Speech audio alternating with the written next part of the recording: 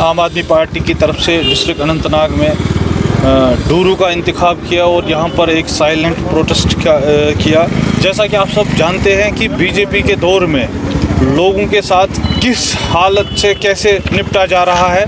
ख़ासकर आपको सबको पता होगा कि मणिपुर में जिस तरह से माँओं बेटी बहनों को किस तरह से जलील किया जा रहा है और कैसे वहाँ मणिपुर इस वक्त 3-4 महीनों से जल रहा है और इस पे जो मोदी गवर्नमेंट है वो चुप बैठी हुई है। तो उस खामोशी को तोड़ने के लिए हम आज यहाँ पर अनंतनाग में हमने एक डूरू में साइलेंट प्रोटेस्ट किया। हम यहाँ से ये मैसेज देना चाहते हैं बीजेपी हुकूमत को कि अब आपके ये हरबे नहीं चलने वाले।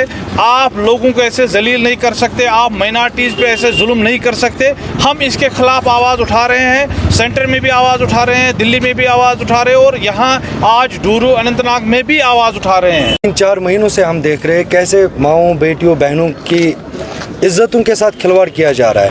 ये आज पहला केस हमारे मुल्क में नहीं है। जैसे हमारे मुदस्सिर साहब ने बोला है कि जब से बीजेपी की हुकूमत आई है इन्होंने एक ब्रिटिश रूल की तरह हमारे ऊपर ट्रीट किया हुआ है। जो पहले होता था कि हक़ के लिए जो लड़ रहा है, आवाज़ उठाना चाहता है, उसकी आवाज़ ये दबाना चाहते हैं, लेकिन ऐसा नहीं चलेगा।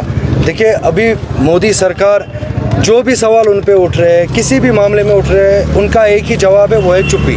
लेकिन चुप्पी से अब कोई काम नहीं चलेगा, उन्हें आना पड़ेगा सामने। जो मणिपुर में हालात बन रहे हैं, दिन ब दिन हालात हर जगह बन रहे हैं पहले देश में, लेकिन अभी जो इंसिडेंट है इतना हाईलाइट हो रहा है कि इस पर इंटरनेशनल अखबार हो, इंटरनेशनल टेलीविज़न चैनल्स हो, वो इस पर बयानबाजी दे रहे हैं, लेकिन तब भी मोदी सरकार अभी चुप बैठी हुई है।